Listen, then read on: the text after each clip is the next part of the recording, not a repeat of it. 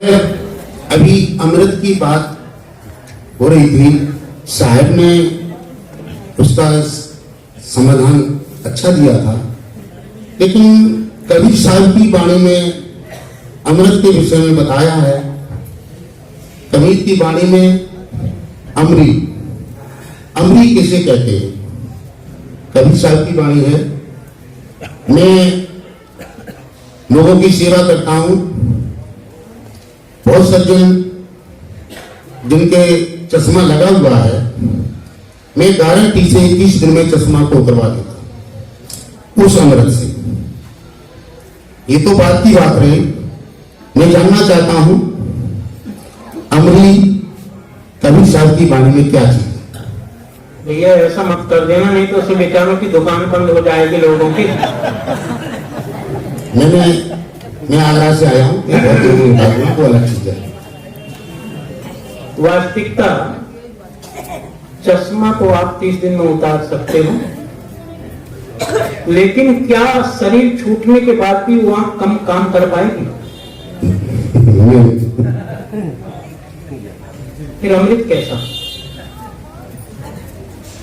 क्योंकि अमृत का तात्पर्य होता है जो कभी नष्ट ना हो, कभी मरे ना। तो आप 30 दिन में उतार तो दोगे चश्मा, लेकिन जिस दिन ये चेतन इस शरीर से निकल जाएगा उस दिन आपका वो अमृत काम नहीं कर पाएगा। अभी इतना शोध हो रहा है, अभी एक शोध पे इतना ही शोध आगे भी शोध होगा। एक मिनट, आप आज शोध कर रहे हैं, आज के 5000 वर्षों से अमेरिका में डेड बॉडी को आज तक सुरक्षित रखे हुए हैं कि हम डेड बॉडी को पुनः जीवित कर देंगे, किंतु आज तक कोई सफल हुआ नहीं। और मैं इस बात को 100% विश्वास से कह सकता हूं कि कोई भी इस सृष्टि में ऐसा जन्म ना लिया है, ना आगे लेगा कि जो चैतन्य जीव को बना सके। इसलिए चैतन्य के अलावा और जो भी है सब नाशवान है, परिवर्तनशील है। चैतन्य एक ऐसा है जो अपरिवर्तनीय है और शाश्वत है। इसलिए अमृत का तात्पर्य सदगुरु कबीर ने जो कहा है, अमृत वस्तु जाने नहीं विकल भय सब लोग, ये चैतन्य के प्रति कहा है, इसलिए वो चैतन्य ही अमृत है, उसके अलावा कोई अमृत नहीं। शायद वैज्ञानिक युग है, परख मूली से भी बच्चा होती। विज्ञान अभी अधूरा है, बच्चा है। विज्ञान के पास में वो वस्तु नहीं है। घटना मैं आपको एक घटना के माध्यम से बताऊंगा। एक बार मैं हिसार यूनिवर्सिटी में गया। हिसार यूनिवर्सिटी में 450 प्रोफेसर डॉक्टरेट हैं, और मैं गया था। एक मलिक जी करके हैं, अम्बाला में मैं रहा करता था, तो वहां पर एक मलिक जी प्रोफेसर थे, वो भी वहीं पर थे, उनके माध्यम से मैं गया। आंखों देखी बात सच होती है या कानों सुनी? आंखों देखी भी गलत हो सकती है और कान की सुनी गलत तो हो ही सकती है, लेकिन आंखों देखी भी गलत हो सकती है, यदि विचार न किया जाए तो उचित है कि नहीं करना चाहिए कि नहीं करना चाहिए।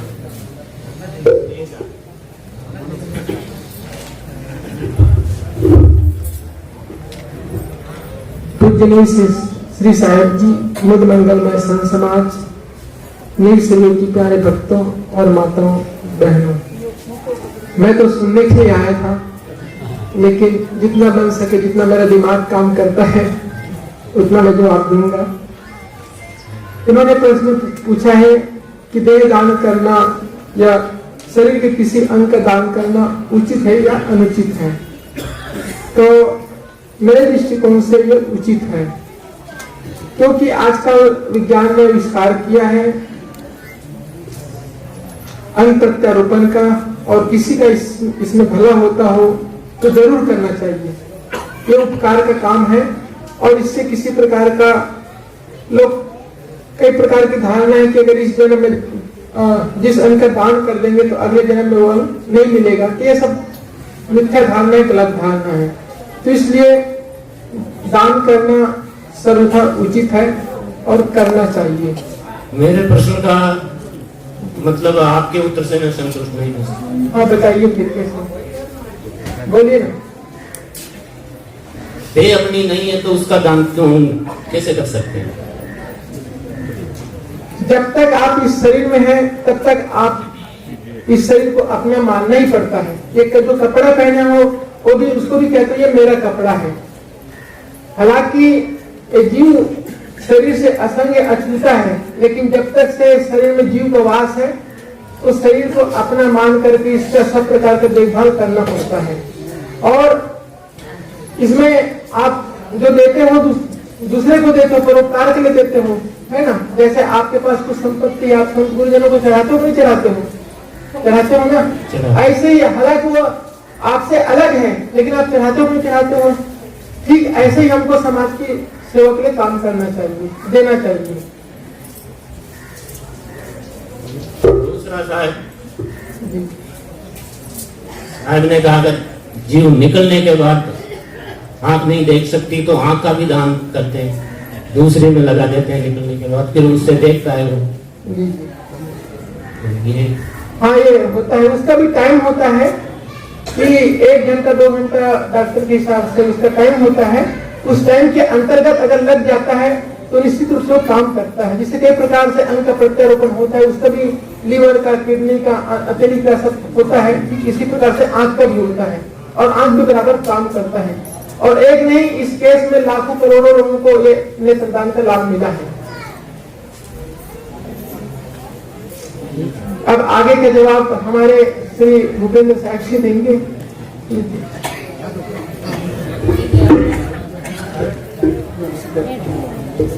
सुनिए साहब जी, ये कारक सिद्धांत है ना, जहाँ टाइम दिया है अपन कहां पर बैठे हुए, ये पारक सिद्धांत है ना।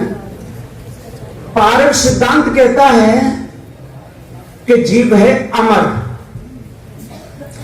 और वासनाओं के द्वारा ही ये शरीर मिला है ना। तो वासना की चीज है ना, साहब जी जो कहें आप लोगों की दृष्टि से ठीक है, लेकिन जो निर्णय आता है वासनाओं की दृष्टि से शरीर मिला और जब वासना का शरीर है तो इससे हमको तन पर, मन पर, वचन पर विजय प्राप्त करनी चाहिए। और जो इंद्रिय मिली हैं उनका सदुपयोग करना चाहिए आजीवन, जन्म से लगा करके मरण तक। और दूसरा अपने कर्मों का फल भोग रहा है और हम अपने कर्मों का फल भोग रहे हैं। हमारी इंद्रिय ठीक है और किसी की इंद्रिय खराब है तो उनमें हम सहयोग करते देखने से, अपनी आंख देकर के सहयोग करना, यह पारक सिद्धांत नहीं कहता है ना। समझे ना, जो साध्य है उसको भी मैं काट नहीं रहा हूं। एक है व्यवहार और एक है परमार्थ, है ना। आप लोगों को भक्ति चाहिए, आना जाना चाहिए, सब दो दर्शन चाहिए, है ना, और अगले जन्म में लेन देन बना लेना चाहिए तो ऐसा करोगे तो ठीक है ना? यदि वासना आपको मिटानी है निरय की दृष्टि से सदु कबीर साहब पाठ सिद्धांत के अनुसार, तो जो जीते जी जो अंगदान देते हैं, पैर देते हैं, जो बहुत बड़ी वासना है और आवागमन का कारण है ना, इसको मिटाना चाहिए। महापुरुष कोई भी पारक सिद्धांत के महापुरुष सदु कबीर साहब से लगा अभी तक ये कोई नहीं कहेंगे कि आप अपने नेत्र को दान दे, है ना। आपने भी नेत्रों से इंद्रियों के वास्ते कमाया है, खेत में कमाया है, बगीचों में कमाया है और भी धन कमाया है, जो भौतिक वस्तुएं हैं उनको दे सकते हो, क्योंकि ये शरीर हमारा जो बना है माता पिता के संयोग से विषय वासना से बना हुआ है और विषय वासना का गढ़ है, इस पर तो हम विजय ही प्राप्त कर सकते हैं। ये सदु कबीर साहब का निर्णय है ना। तो साधु संतों को और भक्त सज्जनों के लिए ये संत गुरुजनों का जो निर्णय है अलग अलग विचारों से आते हैं। हमारे बहुत से महापुरुष भी कहते थे कि अंगदान आपने दे दिया, अरे बहुत अच्छा किया, बहुत अच्छा किया, बहुत अच्छा, है ना। कहना तो ठीक है, आपने कह दिया, पर उसका वो भी समझा कि अब ये वासना हमको कहां ले जाएगी। जे अगले जन्म को सूचित कर रही है वासना, चाहे नेत्रदान हो, कामदान हो, लेकिन पृथ्वी जलवायु अग्नि जो निर्जीव है, इनमें आंखें नहीं है, उनको दान देना कोई न पाप है न कोई पुण्य है। देते रहिए, चलते रहिए। और जो शरीर का जो दोगे दान, इसमें तो वासना का बना हुआ है और वासना के लिए दिया है, और दूसरा जन्म वहां पर अंकित पूरा हो गया। इसलिए अंग दान देना ज्ञान की दृष्टि से, निर्णय की दृष्टि से बिल्कुल गलत है। ऐसा कभी नहीं करना। एक जगह समझ में आया कि आंख तो उसकी चली गई, शरीर छूटने वाला था, उसको चेक करते हैं, अभी मरा नहीं तब निकलती है, दूसरे को डाल दी और वो अंधा का अंधा रह गया, जिंदा हो गया। तो लाठी लेके चलता था और कहता था, इनका सत्यानाश होना चाहिए जो कहते हैं कि अंगदान दे दो, है ना। तो आपके पास इंद्रियां, सेवा करो, जिसके हाथ फुट की सेवा करो, जाकर के उसमें भी सेवा कर दो, लेकिन अंगदान कभी निर्णय के हिसाब से उचित नहीं है, नहीं है, नहीं। ये निर्णय पार्क सिद्धांत के अनुसार है, और व्यवहार में जैसा आप करते हो वैसे करते रहो, उसमें तो कोई अन्नदान देना या रक्तदान देना या किसी का लेना, यह भी उचित नहीं है। यदि कोई संसार में आना चाहते हैं और रुचि रखना चाहते हैं और वो काम करते हैं, तो उसमें निर्णय सिद्ध नहीं होता है। इसी से रिलेटेड है। मेरा प्रश्न है, हमारा बेटा जो है वो यहाँ पे आता था, वो यहाँ आने के बाद कार्डिया का नाश पड़ गया उसे, तो उसने हमारे भाभी को मार दिया है। तो अभी हमारा भाभी गुजर गया है, वो हमारे घर में था, वो हकीकत है। तो हमारे घर में वो ये हो गया, यानी केस हो गया। तो मैं और हमारी पत्नी और हमारे भाभी तीनों जन थे, तो वो केस हो गया, तो हम उसको छुड़ा दिए जेल में से। मुझे बताए थे, हाँ, उसको छोड़ा दिया। मोहित, हाँ मोहित, तो उसको छोड़ा दिया हमने, तो उसको यानी कि जेल में से छोड़ा दिया। लेकिन हम जो कोर्ट में जो जवाब दिया ना, गलत दिया है, यानी कि हम हकीकत में देखा नहीं। मैं तो नहीं था, मैं चलने गया था, सुबह सुबह टहलने गया था, फिर हमारे घर वाले थे, उन्होंने बाहर गए थे, तब हमारे भाभी थे और हमारा बेटा था। तो हमारा बेटा हमारे भाभी को मार देता, हमने तो देखा नहीं।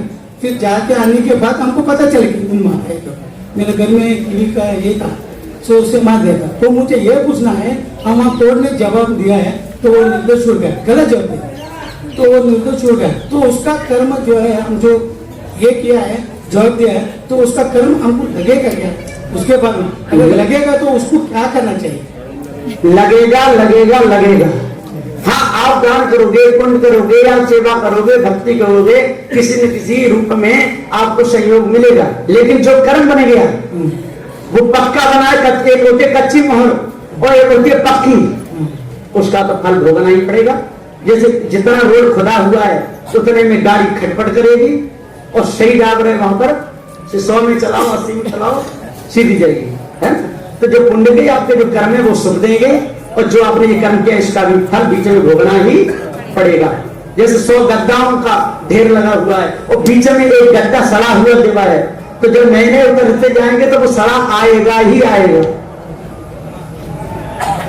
भोगना ही पड़ेगा।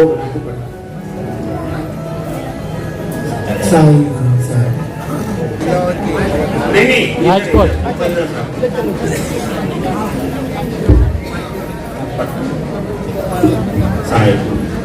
साहिब जी, आप बताए कि जो भी देह मिला, इंद्रियां मिले, उसका सदुपयोग करो। तो किसी को दान करना सदुपयोग ही तो है, दुरुपयोग कहाँ हुआ? इंद्रिय दान देना सदुपयोग नहीं है। किसी का हाथ नहीं है, आपके गोड़ है, वो आपने दे दिया, वो सदुपयोग है। हाथ नहीं लग सकते, लेकिन आंख दे दी। आंख भी, जैसे कोई अपने नजदीक के है, तो जैसे माँ है, भाई है, या कोई ऐसे परोपकारी है, तो जीते जी भी दे सकते हैं। लेकिन आंख तब निकाली जाती है, जो देह दान करते हैं उसकी आंखें, लीवर या और कोई अवयव तब निकाले जाते हैं जब वो जीव देह छोड़ देता है, और वो कुछ समय तक उसमें वेग रहता है इंद्रियों में, तब तक वो इंद्रिय काम कर सकते हैं। जैसे एक मशीन चला रहे हैं हम, और उसमें उंगली आ गई, कट गई, अलग हो गई, तो वो कुछ देर तक अपने आप उठेगी, उसमें जीव नहीं है, लेकिन वो जो शरीर के साथ थी तो उसका वेग है उधर। इसलिए तो ये जो आंख है और भी जो अवयव है देह के, उसमें जीव निकल जाने के बाद भी वो कुछ समय वो वेग रहता है।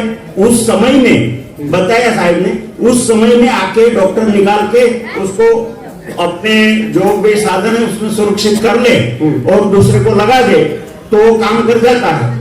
तो उस टाइम तो उसको कोई जरूरत ही नहीं। देखो इतने लंबा नहीं जाना है, जहाँ वासनाओं की बात चल रही है। हाँ, आप तो खोजिए फाइल लेकर के, जिसका शरीर छूट जाए ना जी। उसको ले जाइए, लगवा दीजिए। पर जो लगवाने वाला आपके पास इंद्री है, हाँ। और इंद्री होते हुए आपने वासना बना ली और दे रहे हो, तो आप डर के भागी हैं। नहीं तो दूसरा, सुनो पहले, शरीर किसी का छूट गया, उसने कोई वासना नहीं बनाई, उसकी ला जाके लगा दोगे, इसमें दोष नहीं है। लेकिन आप वासनावश और दूसरे को सहयोग पहुंचाने के लिए अपनी इंद्रियों को दान देना, ये पाप है, पुण्य नहीं। ये जो धन दौलत दान करते हैं वो भी तो वासना ही से ही बनी है। बिल्कुल। हाँ, तो वो तो दान करते हैं, कौन सी? धन दौलत नहीं करते हैं। सुनो, आपने दुकानदारी करी, दुकानदारी चालू किया किसी चीज की, यहाँ बहुत हिसाब से समझना। जब आप अपने माता पिता से कह रहे हैं माँ मैं धंधा करने के लिए जा रहा हूं, तो माँ क्या कहती है, बेटा क्या के लिए जा रहा है? धंधा करने के लिए। वो ये नहीं कह रहा कि माँ मैं मुक्त होने के लिए जा रहा हूं जी। ये कह रहा है क्या? नहीं कह रहा। फिर सौदा को खरीद करके ला रहा है 5 रुपए किलो में और बेच रहा है 10 रुपए किलो। सब समझ रहे हैं इसने दुकान काय के लिए लगाई है? फायदा के लिए, है ना। 5 रुपया की 5 रुपया किलो की चीज 10 में नहीं बेचेगा तो उसको कुछ मिलेगा नहीं, जो उसकी मेहनत है। इस गाड़ी पे भी रख रहा है और वो झूठ नहीं है, वो विषय उसका झूठ नहीं है। उसे तो माल लाना है, खरीदना है, बेचना है, करना है। यदि ऐसी वासना जिसे रखनी हो तो वैसा कब तरह उसमें हमको कोई, मैं तो पहले कहते समय तो हम कोई दे नहीं सकते। यदि मिलेगा तो बात आएगी तो वासना तो खंडक में गिराएगी। नहीं, जैसे अपनी आंख दे दी किसी को, जिंदा आदमी ने, ठीक है, तो उसके साथ किसकी ये आंख देने वाले की वासना जाएगी? देने वाले हैं? देने वाले। अब वो चोर है, आंख देने वाले की वासना जाएगी। अच्छा, तो वो तो उसका शरीर से अलग हो गई। कौन?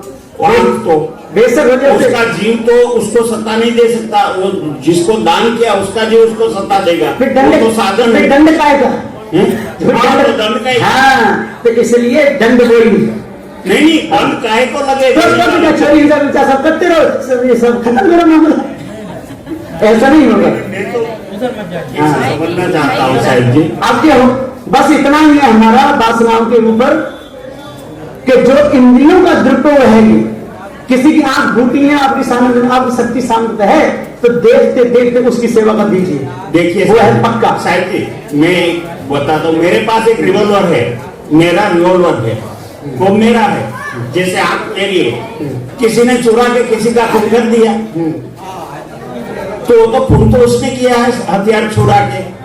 अगर आंख में गई और उस आंख से वो कुदृष्टि करेगा, कुछ देखेगा, तो उसको भुगतना पड़ेगा। अलग हो गया। मेरा तो इतना ही है कि अंग दान देना उचित नहीं है। हम तो दान की तरफ ठीक है। प्रश्न तो बहुत सरल था, लेकिन प्रश्न को अलविदा दिया गया। सुना भाई, बैठ जाइए। जितने भी कर्म होते हैं वो सब होश हवास में होते हैं, चाहे वो साकाम कर्म हो या निष्काम कर्म। कभी इस पर भी विचार करना होगा कि हम साकाम कर्म कर रहे हैं या निष्काम कर्म कर रहे हैं। साकाम कर्म का फल होता है भोग, निष्काम कर्म का कभी बंधन होता नहीं है। इसको जरा ध्यान में रखिए। यदि कोई देह दान भी कर दिया है और यदि निष्काम भाव से उसने किया है, उसके लिए कोई बंधन नहीं है। अगर साकाम से उसने किया है तो अवश्य बंधन है, चाहे